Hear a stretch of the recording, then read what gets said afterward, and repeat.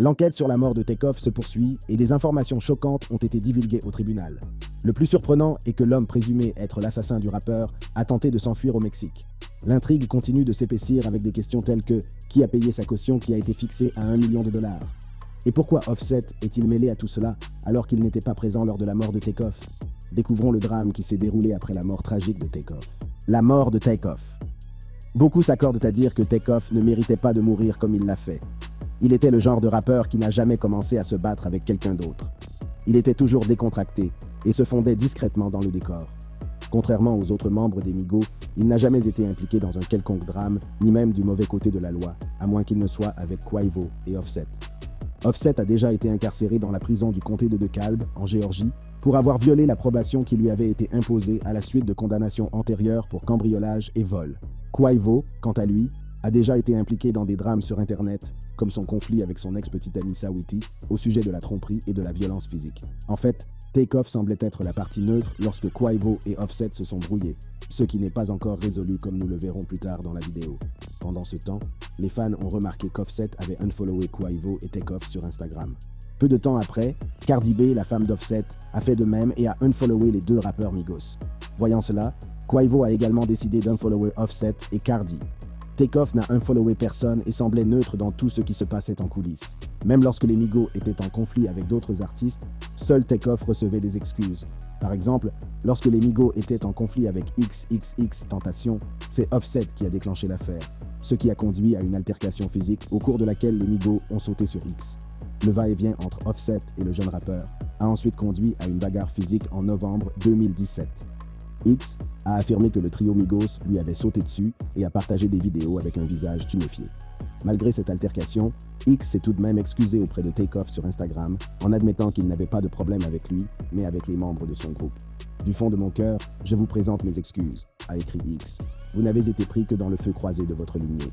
Bénédiction. » Il était difficile de détester Takeoff ou d'être en conflit avec lui. Aussi, lorsque la nouvelle qu'il avait été abattu a fait la une des journaux, tout le monde a été choqué.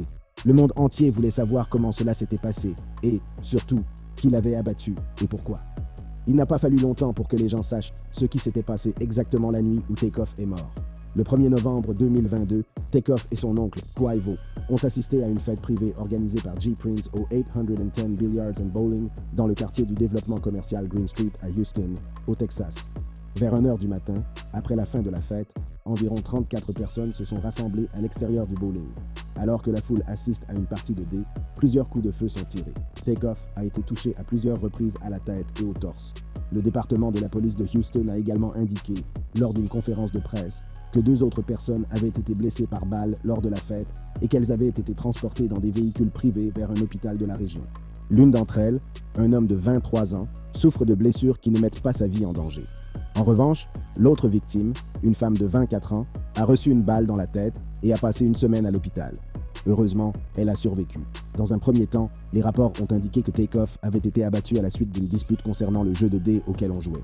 Cependant, d'après les enquêtes menées par les inspecteurs de la police de Houston, le rappeur n'était même pas la cible visée. Il a été abattu par accident. La maison de disques du rappeur, Quality Control, a également confirmé qu'il avait été tué par une balle perdue. À première vue, on pourrait considérer la mort de Takeoff comme un accident. Il est évident que le rappeur n'avait pas de contentieux avec qui que ce soit. Il est donc exclu que quelqu'un ait pu vouloir la mort de ce rappeur à la voix douce. De toute évidence, il a été pris entre 2 feux. Cependant, au fur et à mesure que l'on découvre des détails sur la situation, il devient évident que son oncle a joué un rôle important dans sa mort. Que s'est-il passé exactement cette nuit-là? Les rapports étayés par les enquêtes de la police ont montré que Quavo regardait le jeu de dés au centre commercial. Son neveu Takeoff se tenait à quelques mètres derrière lui. Alors que Quavo regardait le jeu, un homme, identifié plus tard comme Michael Prince, s'est approché de lui. Michael était accompagné de 2 jeunes hommes noirs, identifiés plus tard comme Cameron Joshua et Christopher Watkins, et une dispute s'en est suivie. L'un des associés de Quavo, Willie Bland, se tenait à côté de Quavo pendant ce temps. Pendant ce temps, Takeoff se tenait à quelques mètres derrière son oncle, s'occupant de ses affaires.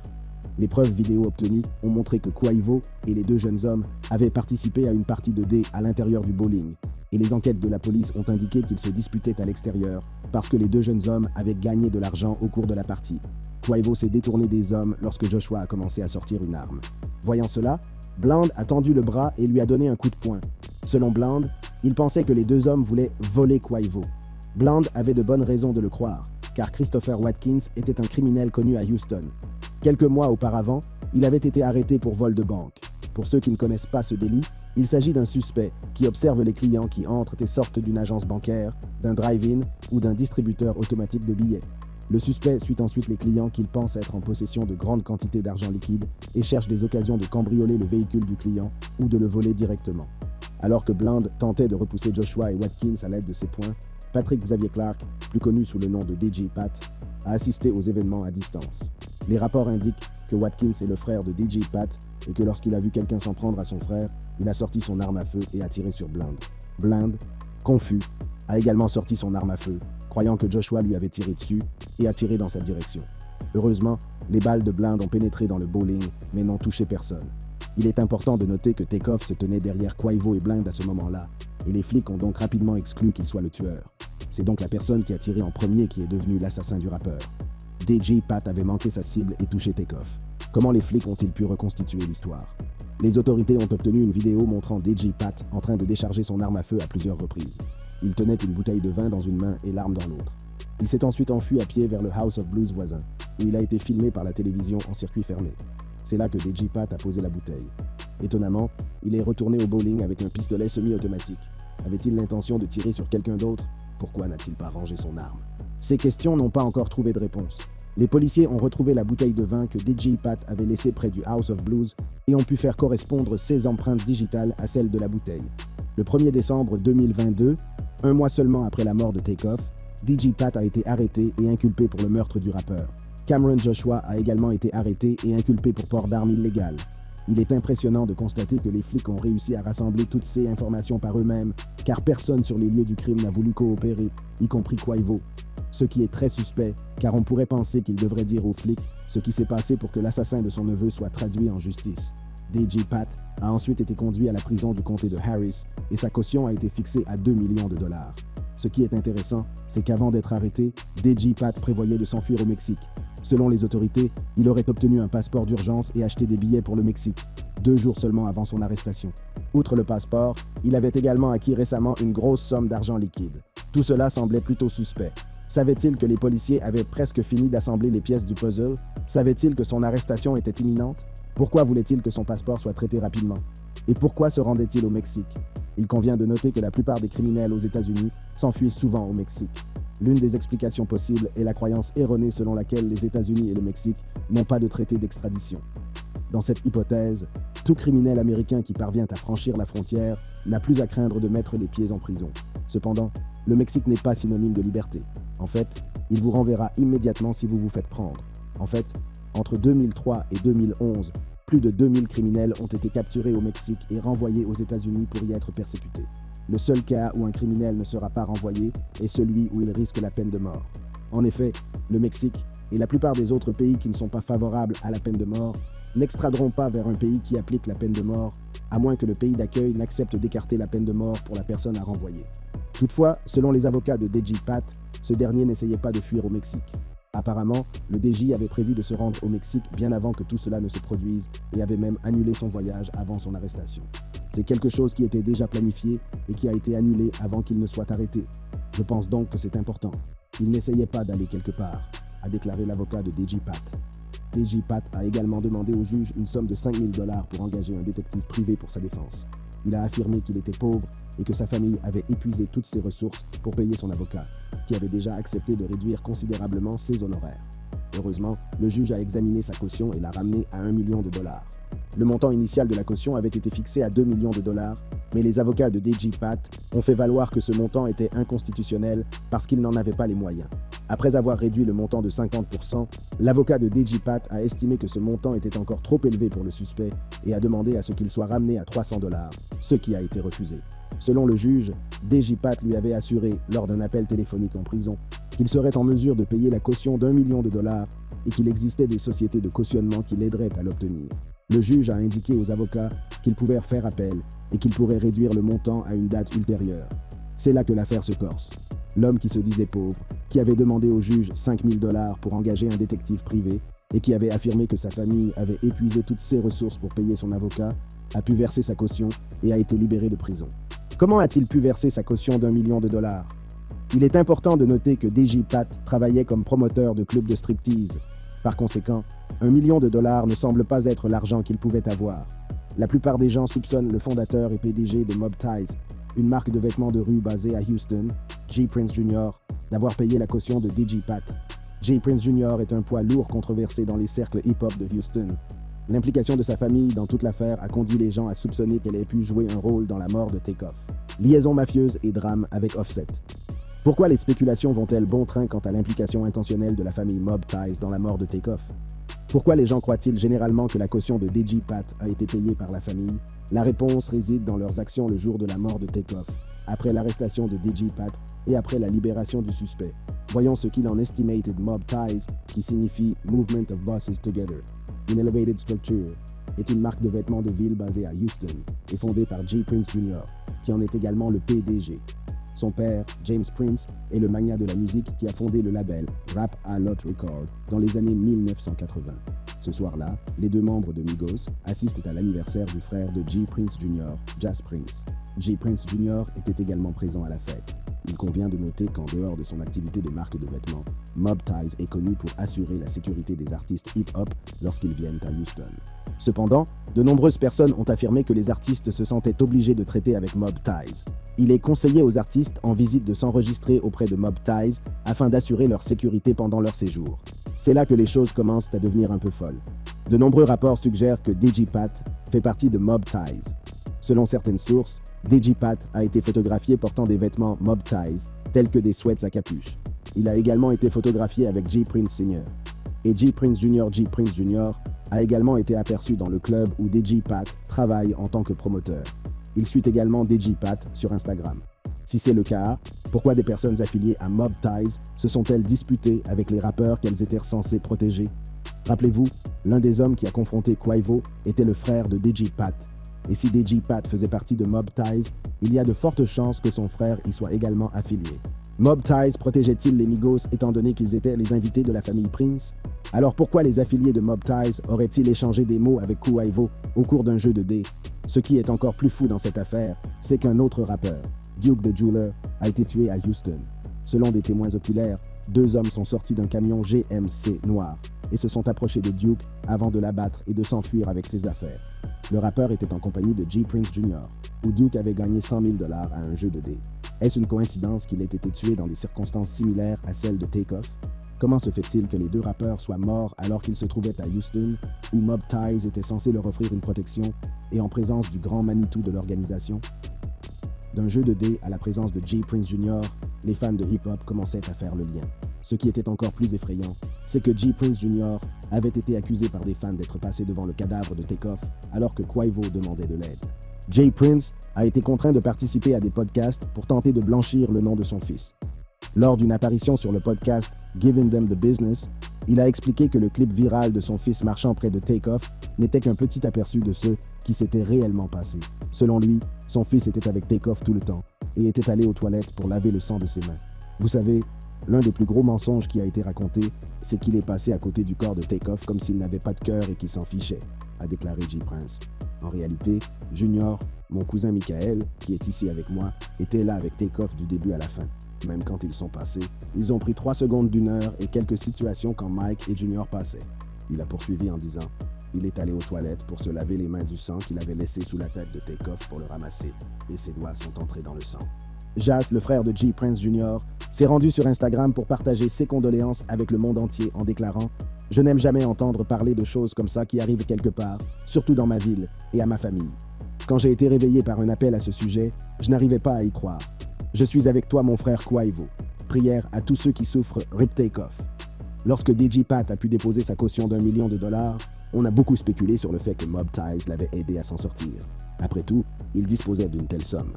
De notre côté, ce n'était pas le cas de DJ Pat. N'oubliez pas qu'il s'est dit pauvre, qu'il a demandé au juge $5 000 pour engager un détective privé et que sa famille a épuisé toutes ses ressources pour payer son avocat.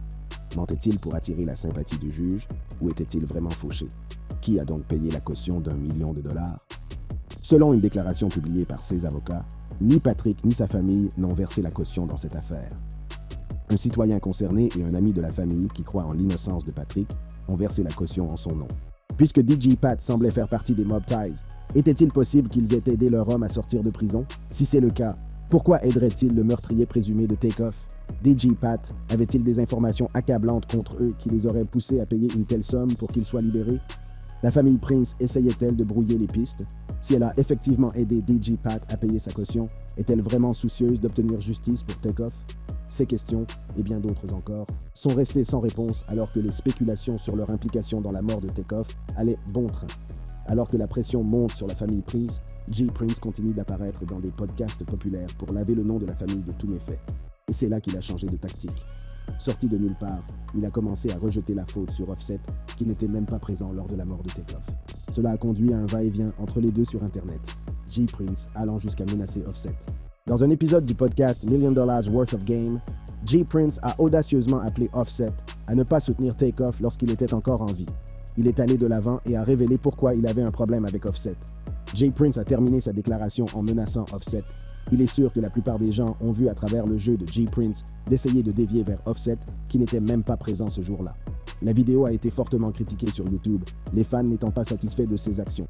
Un fan a commenté l'interview en disant « Ils ont vraiment fait une interview pour parler en parabole et envoyer des menaces aux membres survivants de la famille d'une personne qui a été tuée sous leur surveillance. Cette famille est folle. » Offset, apparemment contrarié par la déclaration de J. Prince, s'est rendu sur Instagram pour répondre. Le rappeur a semblé en avoir assez que J. Prince parle de lui et de son défunt cousin et a déclaré qu'il ne le connaissait pas d'un pot de peinture. J. Prince s'est également rendu sur Instagram pour clapper au rappeur dans un audio. Il a notamment menacé Offset une nouvelle fois. « Il y a des conséquences quand tu me fais chier. Je n'ai pas de cœur pour un serpent et je te donnerai ce que tu demandes. » La légende du message disait « Un message à l'homme qui est éteint. » Pour ceux d'entre vous qui vivent encore sur des principes et non sur des émotions, qui me connaissent et me respectent, tout va bien. Je ne me soucie pas des médias, ils mangent de la merde pour vivre. Nous vivons sur des planètes différentes et respirons un air différent, si vous voyez ce que je veux dire. Je ne montre de la loyauté et de l'amitié qu'à mes frères et sœurs, jusqu'à ce qu'ils me montrent qu'ils n'en sont pas dignes. Je n'ai jamais été une brute, ni vécu une vie où j'ai abusé de mon pouvoir sur les faibles. Peu importe ce que vous avez entendu, ce n'est pas le cas. Je suis heureux de ne pas être l'un de ces individus qui obligent ma famille à baisser la tête lorsque mon nom est mentionné. Alors excusez-moi pendant que je m'occupe de ces clowns.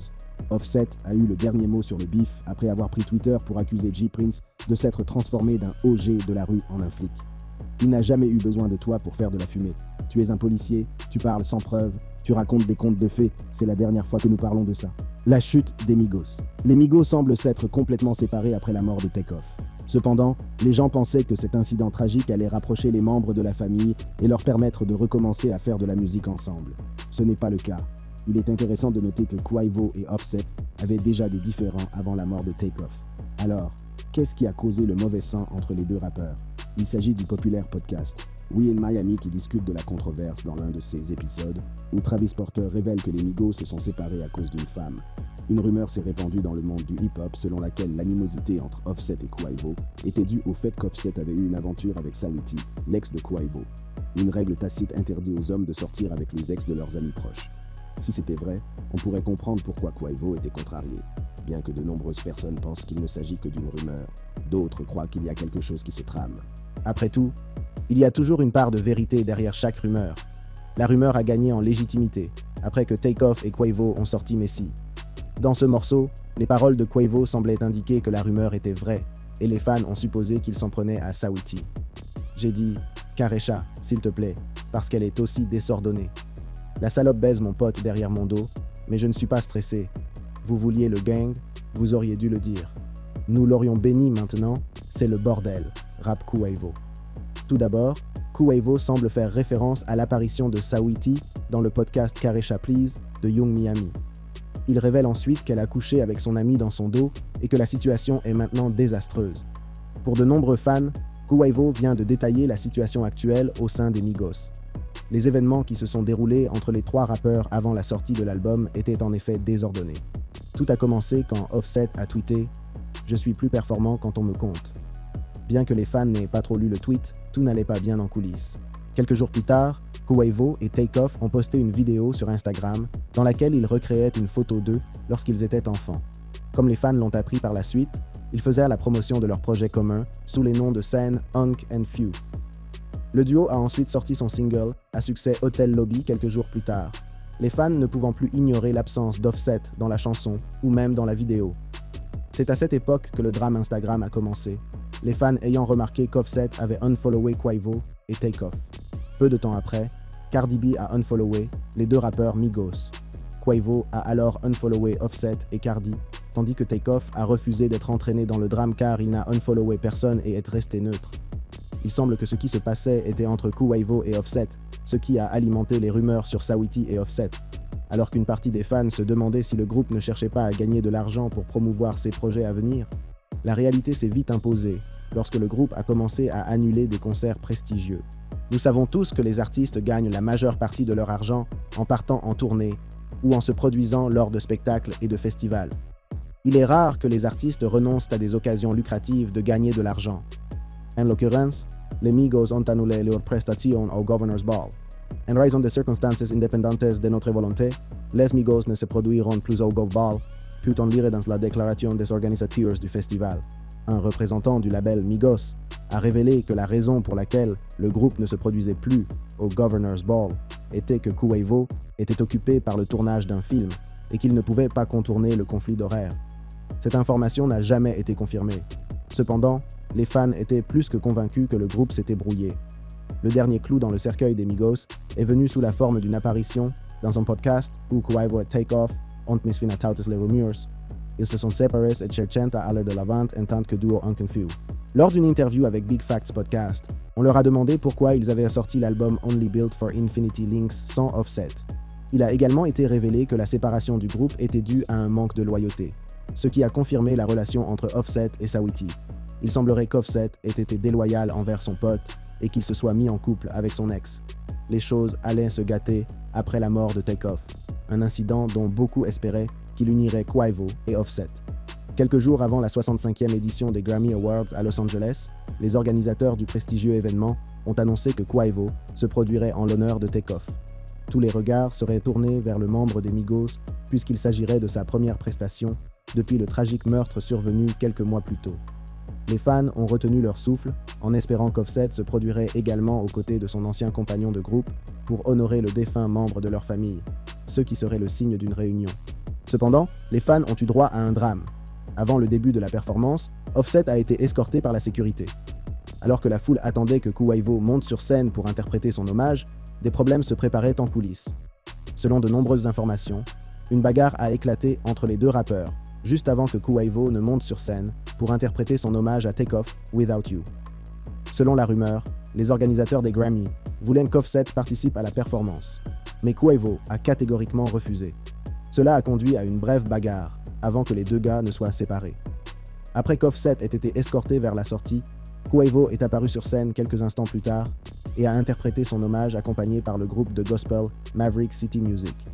Offset s'est empressé de démentir la rumeur le lendemain dans un tweet en déclarant « Qu'est-ce que ça donne de se battre contre mon frère? Il y a le niggerest faux. Cependant, les images publiées par Entertainment News montrent une image différente. » Bien que la bagarre n'ait pas été filmée, on peut entendre Cardi réprimander le couple et leur dire qu'ils ont tous les deux tort. En revanche, Offset n'a pas encore publié d'hommage musical pour Takeoff. Il est possible qu'il mette du temps à le faire en raison des problèmes juridiques en cours avec son label, Quality Control Music, QC. Sur Twitter, Offset a écrit « Je n'aurais jamais pensé que la vie soit aussi merdique as elle take. Je ne peux pas non plus sortir de musique. » Cardi est venu à la rescousse d'Offset en déclarant « Offset a racheté son contrat avec QC après qu'il n'ait pas voulu renégocier son contrat. Je suis fatigué des gens qui essaient de faire passer Offset pour le méchant. C'est assez. » C'était vrai puisque même pendant la séparation des Migos, il avait été considéré comme la cause de tout cela. Bien qu'il n'ait pas sorti de musique en l'honneur de Takeoff, il s'est récemment fait tatouer le nom du défunt rappeur sur l'ensemble de son dos. Il s'est rendu sur Instagram pour partager son dernier hommage à son défunt cousin avec la légende « Love You, Horrell and After ». Des rumeurs ont rapidement commencé à se répandre selon lesquelles Quavo détestait le nouveau tatouage d'Offset. La spéculation était que Quavo avait fait un commentaire sur le tatouage dans un post Instagram. Selon les fans, Quavo s'en est pris à Offset dans son message. Dans le post, Quavo se tient sur un avion militaire. Cependant, c'est la légende qui a posé problème à tout le monde. Rocket Power, c'est en toi, pas sur toi, peut-on lire dans la légende. Les fans ont immédiatement critiqué ses actions. les qualifiant de mesquines et d'enfantines. Cependant, de nombreuses personnes ont pris sa défense. La plus connue est sa mère. Dans un effort pour mettre fin à la négativité et éviter une plus grande division entre les membres de la famille, la mère de Quavo a posté « Une des citations préférées de mon petit-fils Takeoff, It, doit être dans Upa sur U. Nous louons Dieu pour avoir donné IT à Quavo et Takeoff, LL, Take Off, The Rocket Man. » Quavo n'a pas été en bons termes avec certains membres de sa famille la plus proche, ce qui peut être stressant pour n'importe qui. Cela pourrait s'être traduit dans sa musique puisqu'il n'a sorti que 2 titres après le décès tragique de Takeoff, Greatness et Without You, tous deux en hommage à son défunt neveu. Son précédent projet, avec son neveu, Only Built for Infinity Links, qui a débuté à la 7e place du Billboard 200 aux États-Unis, a généralement bien fonctionné. Mais le fait d'être seul peut s'accompagner d'une pression supplémentaire. N'oublions pas que Quavo a l'habitude de travailler et de réussir avec sa famille à ses côtés. Nombreux sont ceux qui se demandent comment il va s'en sortir en solo. Bien qu'il ait un nouvel album en préparation, il a dissipé tout espoir de travailler avec Offset à l'avenir dans le morceau Greatness. Selon lui, la mort de Take Off a été le dernier clou dans le cercueil des Migos. Ne posez pas de questions sur le groupe, il est parti, nous sommes partis. Young nigga, it can't come back. Quavo rap. L'hommage à Take Off intitulé Rocket Power permettra de savoir s'il restera au sommet du jeu hip-hop ou s'il disparaîtra dans l'oubli. De son côté, Offset n'a pas pu sortir de musique à cause de son label. Alors que les deux artistes s'efforcent de remettre leur carrière sur les rails, ils peuvent se réjouir que les autorités fassent de leur mieux pour rendre justice à Take Off. Avec l'arrestation de DJ Pat et la confirmation qu'il a effectivement tiré les coups de feu qui ont tué leurs camarades, ils ne peuvent qu'espérer que justice sera rendue et qu'ils pourront enfin tourner la page. Si vous avez aimé regarder cette vidéo, cliquez sur l'une des boîtes qui s'affichent sur votre écran pour regarder d'autres contenus similaires.